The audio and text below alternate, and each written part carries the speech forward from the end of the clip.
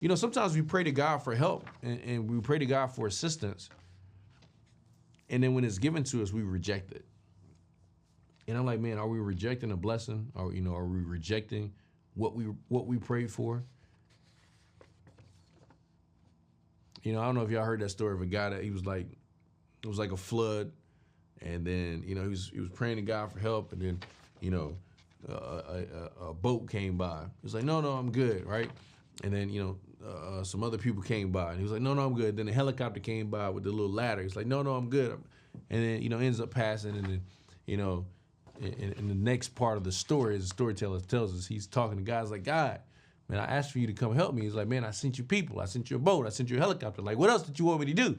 Are you ready? We're gonna run the play. Let's Do you know what it's like to come from nothing at all, but every day you just wanting it all? Do you know what it's like? Every day facing your fear, but believing that your blessing is near. Do you know what it's like? Growing up broken than most, but still being devoted the most. Do you know what it's like? Yeah, that's what the journey's about. Yeah. Let me show you.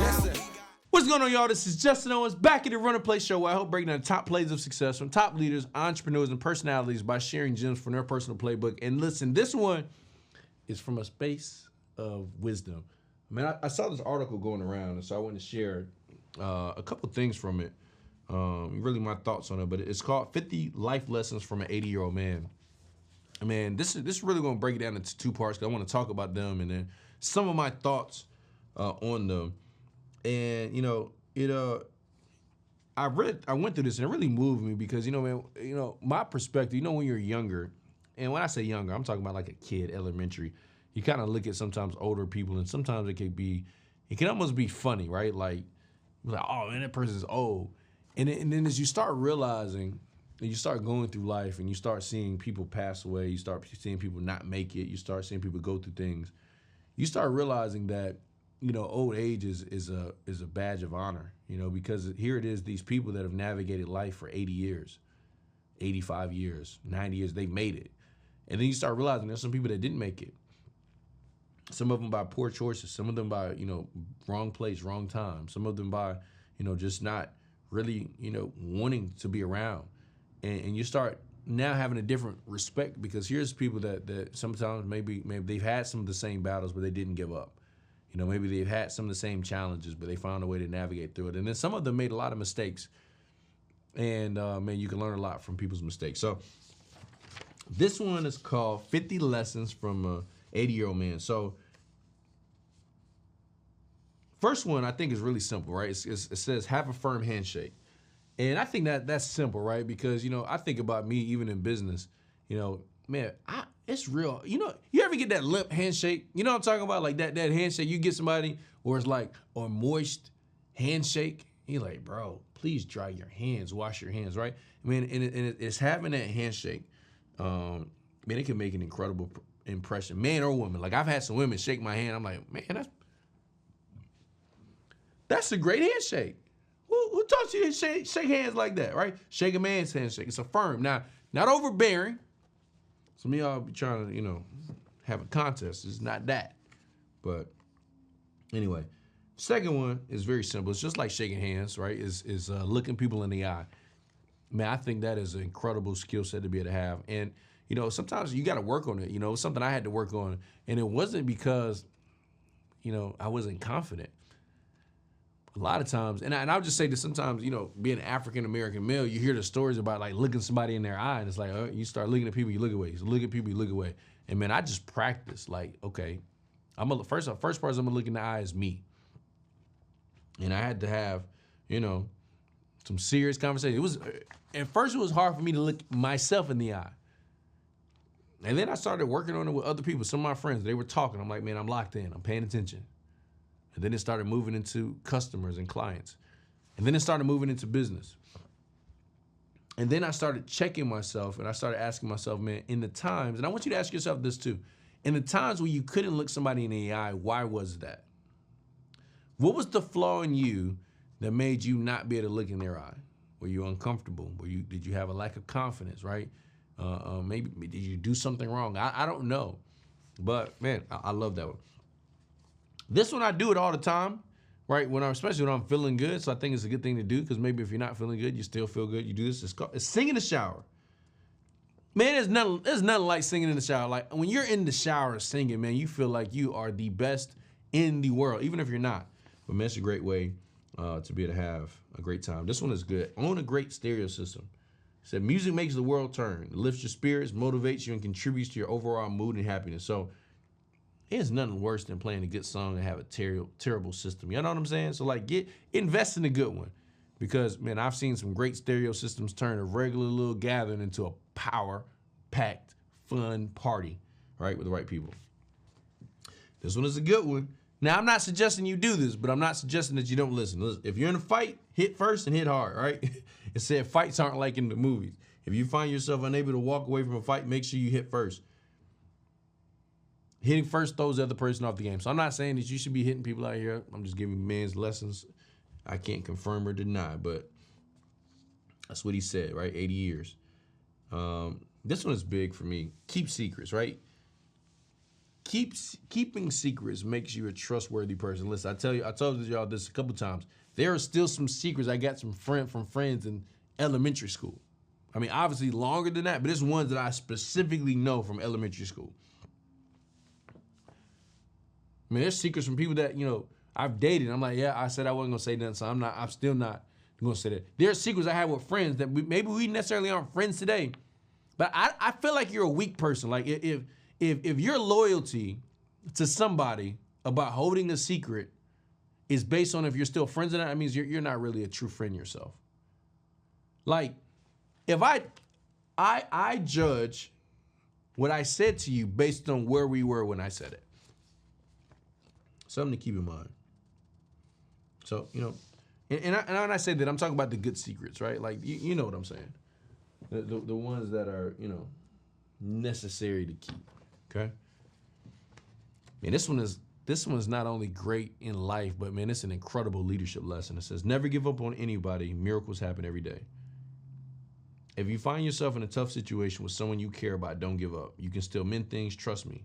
Put in effort and have patience. How many times do we give up too soon? Especially in business. Man, anything can change with somebody in any day. I mean, it's the leaders that sometimes you don't give up on the most that end up winning in the long term. And I think, it's having a person that believes in you that allows you to stay around a little bit longer. So, man, I love that. This one is hard for a lot of people. Always accept an outstretched hand. We all need help in life. And we can't do everything on our own, even if we think we can. So when somebody offers you help, kindly accept, don't refuse. And now, I'm not talking about for the takers in life, because y'all don't need no help taking. But what I am talking to is like the people that are strong, and sometimes it's hard for you to receive help even when you need it. Like there's some people that sometimes I just have to do stuff for them because if I ask them, they won't accept it. But man, when you really need help, like, sometimes we pray to God for help and we pray to God for assistance. And then when it's given to us, we reject it. And I'm like, man, are we rejecting a blessing? Or, are we rejecting what we prayed for? I don't know if y'all heard that story of a guy that it was like a flood. And then, he was praying to God for help. And then, a boat came by. He was like, no, I'm good, right? And then, some other people came by. And he was like, no, I'm good. Then a helicopter came by with the little ladder. He's like, no, I'm good. And then, ends up passing. And then, in the next part of the story, as the storyteller tells us, he's talking to guys like, God, man, I asked for you to come help me. He's like, man, I sent you people. I sent you a boat. I sent you a helicopter. Like, what else did you want me to do?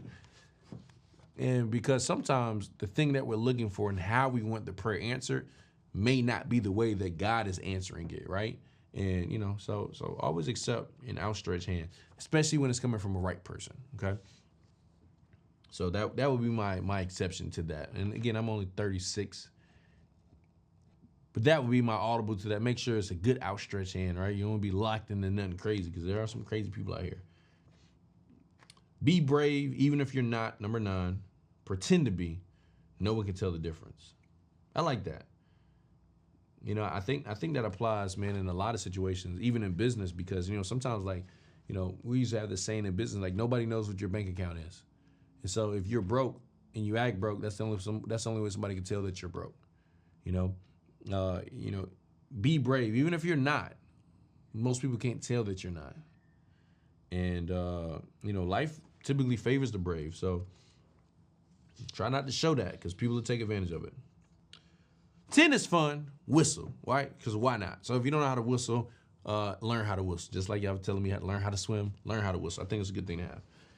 Now, 11, sometimes I got to work on, right? Avoid sarcastic remarks. It says sarcasm is the lowest form of wit. You're not going to make anybody happy by being sarcastic all the time. Now, I do agree with that. You can't be sarcastic all the time. But, man, sometimes sarcasm is needed, right? But I don't think you should be sarcastic all the time. I think it's something to try to stay away from and find other forms of wit, other forms of comedy. It's a good thing to have. Man, 12, choose your life mate carefully. From this one decision comes 90% of all your happiness and or misery. We hear it in the Bible. We hear this in, Think and Grow Rich. We obviously hear it here. And it's pretty obviously, but choose carefully. I think sometimes, especially maybe if you're lonely, you can settle for anybody. And I would even take this a little further than I would say not even just your mate, but choose your friends carefully. I wait some time before I call somebody a friend. I wait some time before I call somebody a brother. And, just understand that the people that you spend time with the most, they're going to dictate your happiness in life. So choose those mates carefully. Okay? Man, I love this one. I do this one a lot. Make it a habit to do nice things for people who will never find out. Man, helping others is just really a great feeling. And, one of the things that I've done, too, is that, like, anytime you don't feel like doing something, right? Anytime you don't feel well, man, sometimes giving to others, man, it just makes you feel better, right? It's almost, sometimes giving is a selfish gesture. Now, it's also for other people, but sometimes it feels so wrong because, like, man, the joy you get out of it is so powerful, right? But I think the key was doing it in a way that people don't know about it. I think that's special as well. So sometimes do something small, every day that can have an impact on somebody, Sometimes I would write little affirmations to people. Hey, man, you're an amazing person. Great smile. Boom. Give it to somebody. It doesn't always have to cost money. Now, this one I can relate to. Lend only the books you never care to see again. I think that applies to not only books, but probably money too, right? Books are a great source of knowledge, but just try not to lend things that you want to see again. If you don't want to see it, then you can lend it out, right? And that way you don't want to be chasing people back. That's one of the things I do now. I give people a lot of books. If y'all have seen the shows, typically one of the things in the gift box is a book. Maybe it's something I'm reading now. Maybe it's something I'm having my leaders read. I think it's not just the book, but a lot of times what I try to do, and I'm not perfect at this, but I try to give the book with a note. I try to give a book with some words in it because it's the words that that people read that you say to them that sometimes last the longest. And so don't forget to add in those notes. Even with flowers. I'm gonna just throw this out to my guys. You send some flowers to a lady, it's the note that they keep. Right, that's just some free game. So I'm just let y'all know that. I shouldn't just say ladies in this world we live in. Hey, whoever you sending flowers to, just write a note. But ladies do like it. I'm just like that to you right now. All right. Never deprive someone of hope. It might be all they have. This one, I learned this actually in business, that you should never tell somebody they can't do something or that their dreams are impossible because, one, you don't know if it's possible. It just may not be possible for you. But I realized that it wasn't my job to tell somebody that their goal wasn't realistic. Like, who am I? Who am I to say you can't do something? My job is to help encourage somebody and push them towards the goal that they want. And so, man, I love this. Yeah, don't deprive someone of hope. It might be all they have. All right, so this one, I'm split on it. So I'll tell you my thoughts, right? Number 16, when you're playing games with children, let them win. All right, so I'm not going to lie. When I be playing with kids, I be smoking them. I be cooking them. Why? Because life don't let you win. But sometimes I do let them win, right? I think sometimes you got to have a blend of, hey, you beat me, and that becomes fulfilling. But if you beat them every time, I mean, come on. What kind of person is that? It says, let children win the games you play with them. Allow them happiness. Let them have fun. But make it a close race. And I do that a lot. Like, I'll make it close. And then I'll make sure that, sometimes they win. But sometimes you got to lose. Sometimes you got to feel the pain of losing. I don't know. I mean, he's 80, so what do I know? Man, this one was interesting. Give people a second chance, but not a third. Everybody makes mistakes. People deserve a second chance. If they screw both chances up, it no longer becomes an accidental mistake. It becomes deliberate. Now, you just got to depend on what kind of mistake this is. You understand? Like, now, I hear you, man, but there's some mistakes. I ain't giving you no... Listen, if you missed me one time, I'm not going to let you get me a second time, right? Because maybe you don't miss the second time, all right? So that's just... But I understand. Maybe if it's something simple, everybody deserves grace, right? We pray about it all the time. We even taught, like, spiritually, to forgive people because we want God to forgive us. So, yeah, I like that. Be romantic. This is especially for my people that it's really hard for you to be emotionally open. If it's somebody in your life that you care about, show them. Be romantic for the ones you love. They'll appreciate it. I can appreciate this. I know I was dating someone and I was talking to one of my friends about them. And my friend was like, well, have you ever told her that? I was like, no, I never told her that. She was like, you should tell her. And it kind of dawned on me. I was like, man, sometimes you have these thoughts and these feelings for people and you can even brag to other people about it. But when was the last time you said those words to somebody that you care about? Like how you talk about them to other people. When was the last time that you talked to them about the things that you say about them to other people? I hope that makes sense, right? So be romantic, man. People like to hear those words, especially the ones that build them up. Now, this one I try to do all the time, right? Be the most positive and enthusiastic person that you know. Being positive, man, it not only adds to your own happiness, but the people that are around you. I think that's something that's really, really good.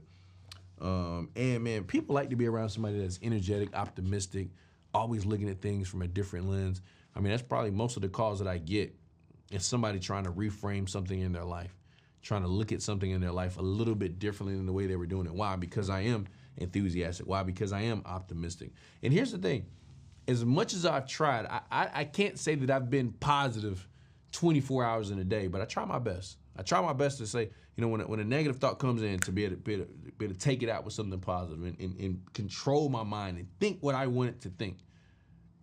And so, yeah, man, I think you should definitely do that. All right, that's number 19. Number 20, loosen up, relax. Except for the rare life and death matters. Nothing is important as first as it seems. I do this one all the time, right? I've learned, I have a philosophy, it's like you learn to laugh early. Some of the worst situations in life that we've all faced, at one time we thought they were the worst things. But, like sometimes like the brokest moments in my life, I look back on them, and at the moment it wasn't funny. But man, it's so much funnier later. Like I remember one time me and my brother was paying for gas at the gas station with pennies. And we were arguing about who was gonna pay for it, right? We had like $3 in the pennies. And I was like, listen, I drove, you gotta pay for the pennies. He put his foot down, he said, I'm not going in there. So we're gonna sit here all day. I said, man, I gotta go in here and pay with these 300 pennies. And man, that day wasn't funny, but man, you look back on life and it's those moments that are funny. So learn to laugh, learn to loosen up. Except for the rare life and death matters, but everything else, loosen up, don't worry so much. Most of the things we worry about, they don't happen, and if they do happen, they're not as bad as we think they are, right? Now, I can work on this one. I'll be transparent about that, right? Don't allow the phone to interrupt important moments. It's there for our convenience, not the caller's. A lot of times, we let our phones interrupt big moments, and I've done it. I've been doing a better job of doing it because I realize there's some conversations. Like y'all ever been in a deep conversation with somebody? And you can tell they're about to open up about something, and the call comes in, you look down, like, I gotta take this. And then you take the call. Hey man, I'm in the middle of something real quick. I'm gonna call you right back though. Then you come back to the conversation and the person's like, never mind. No, come on. Nah, never mind. Because sometimes, man, you never know how much it takes for a person to build up the courage to even get into it, to even open up about it. And it's not just conversations, man. Sometimes it's moments that you miss. And that's one of the things I've been trying to do lately is like, don't miss the big moments, because you don't realize, how many more times. I was listening to this audio by Jim Rohn. Like my daughter is 12 now, right? And, you think you got all this time. You're like, oh, man, she doesn't turn 18 to 6 more years. And he said, when you look at stuff like that, don't say you got 6 more years. Say you got 6 more summers. I got 6 more winter breaks with my daughter before she turns 18. Right? We got 6 more spring breaks, before she turns 18. How do we make those 6 more memorable? So when you start thinking about things in those terms, it makes you start looking at things a lot differently. And so just like those moments, phone calls, they can wait, I mean, most of the calls, they're not life and death. So many times in business, I missed a phone call. And then when I call somebody back, they're like, oh, no, I got it figured out. Don't worry about it. I'm good. And what if you missed a moment for something that somebody could figure out for themselves? Just a thought. Number 22. And I can't stand people like this. Be a good loser. Like people that, listen, it's the people that talk the most trash that sometimes are the worst losers. I'm like, listen, bro, if you're going to talk all this trash when you winning, please be able to take it when you lose. You got to be humble in defeat, man. Congratulate the winners. We went to state in cornhole, and we lost at state. So we won, our area. And we went to state, played all the, that's a pickleball cornhole championship. So we won it here locally. Shout out to, Team Run to Play. Went to state, got beat. Won first round, lost second round before we got to the finals. And we had to be humble. You're mad. You're like, man, what could we have done better? How could we have improved? But man, if you're gonna be a good winner, you gotta be a good loser. And that's number 3, ironically. Be a good winner. You gotta be humble in victory too, right? And you gotta, Floyd Mayweather does this great. He always say, man, they were a great competitor. Tom Brady does it. I mean, you see a lot of the winners. Michael Jordan did it extremely well. Kobe Bryant, did extremely well. LeBron, he do it sometimes. I ain't gonna lie. Sometimes he does it, and sometimes he throw a little shot at people. So we're 50-50, right? But be a good winner, right? Be humble, and you congratulate the losers on their great efforts, right? Number 24, think twice before burdening a friend with a secret. Secrets are dangerous. When you tell a friend a secret, you put them in an uncomfortable situation. Are they really better off knowing a secret than not knowing it? Something for you to think about, right? And it goes back to the other point. It's like, man, is the person you're telling the secret to? Because here's the thing, when you tell somebody a secret, you can't take it back. So be careful. Make sure it's the people you want to tell the secrets. And the last one, I like this one, and I've never thought about it like this. When someone hugs you, let them be the first to let go. That's a simple one. That is a simple one. But I do like it. Like, you be hugging people and they hold on you just a little bit longer. You be like, man, that was real nice. You know what I'm saying? So that's a good way. That's something simple, man. So listen, 50 tips from an 80-year-old man with my thoughts in the midst of it. I thought this was really fun, man. I really enjoyed it. Can't wait for part 2. Because, man, this is really something really powerful, man. So we just gave y'all some 25 plays from the 80-year-old plus a little sprinkle of a 36-year-old in the mix. Y'all let me know how y'all like this episode. We'll see y'all on the next one. What's going on? Listen, make sure you guys go to RunThePlayStore.com. Get your official Run the Play gear. We talk about shirts, socks, jackets for everybody that's Run the Play all across the world. Are you ready? We're gonna run the play. Let's Do you go. know what it's like to come from nothing at all, but every day you just wanting it all? Do you know what it's like? Every day facing your fear, but believing that your blessing is near. Do you know what it's like? Growing up broken than most, but still